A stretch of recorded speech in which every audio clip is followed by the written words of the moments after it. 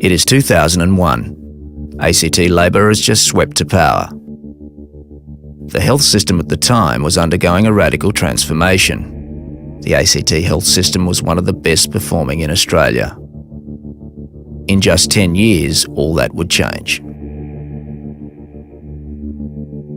ACT Labor, the highest taxing government in the history of the Territory, were about to take one of the best performing health systems in Australia and turn it into the worst performing health system in the country.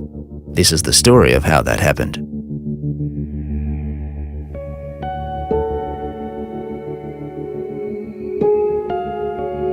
The first cracks appeared slowly, but soon rumours became reports, reports exposed facts, and the facts told the truth. GPs started closing their doors and not opening them again.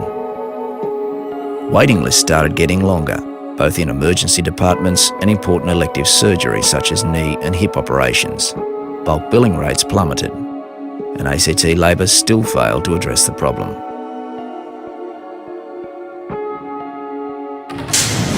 Emergency departments were straining under the pressure, with patients classified as urgent waiting up to 24 hours to be seen. The GP crisis sparked emergency calls and the Territory became critically short of health professionals. It got so bad, nurses and health professionals started to seriously fear for patient safety, with reports of waits so long they could be deadly. One woman had to be transported 300 kilometres to Sydney for life-saving treatment because of shortfalls in the local system. Then the reports confirmed what many were starting to realise. The ACT health system had gone from one of the best in the country to the worst in almost every major indicator. The question people asked was, how could it have gotten so bad? The answer to that was soon to become apparent, and it was far worse than anyone imagined. For years, the government had been refusing to release documents or information that may have exposed the cracks. Then, during an intense question time, Katie Gallagher let slip something that had been rumoured for years, but never spoken of. Katie Gallagher unwittingly exposed a 10-year war that had been raging deep within the ACT health system during the management of ACT Labor. A culture had developed within ACT Health that was so poisonous, it was driving away talented professionals, just at the time Canberra most sorely needed to keep them. The Canberra Liberals immediately called for an inquiry, but they were blocked by the ACT Labor government with their coalition partners, the Greens. In fact, instead of supporting the doctors, Katie Gallagher attacked them. A secret inquiry was held. This led doctors to have even more fears that business as usual was continuing in the system, and leaked emails indicated political interference in the process. Doctors' groups, livid with their treatment, demanded the resignation or removal of Katie Gallagher. They were ignored. Bad as all this was, worse was still to come. After 6 years in the health portfolio, Health Minister and now Chief Minister Katie Gallagher still couldn't find any solutions to fix the health system. 3 nurse-led centres were promised, only 1 was delivered. A new hospital was promised. It is still not opened and is millions over budget.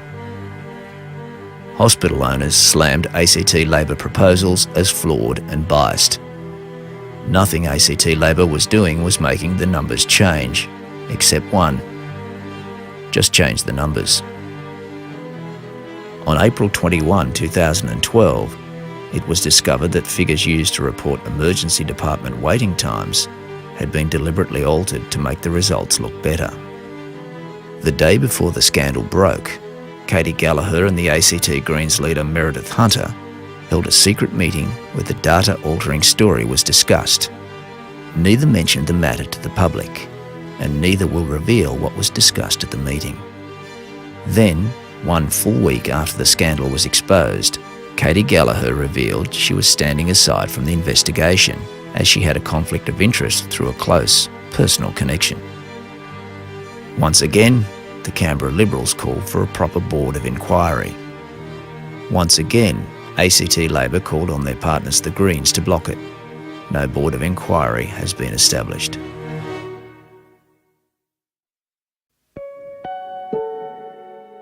That is the story of ACT Health under ACT Labor and Katie Gallagher.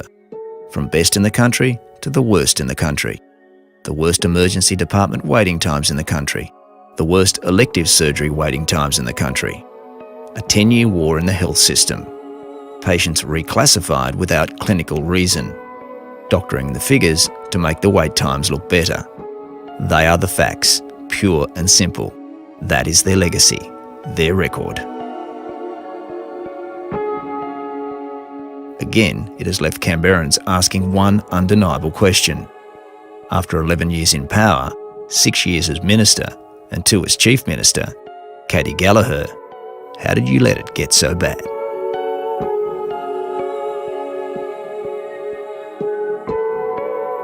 After being elected on a platform of promoting the health system, ACT Labor has devastated it. After 11 years in government, things have gone from average to poor, from poor to bad, from bad to the worst in the country. The only way to change the system is to change the government. That's the choice. Change or more of the same. This October, vote for change.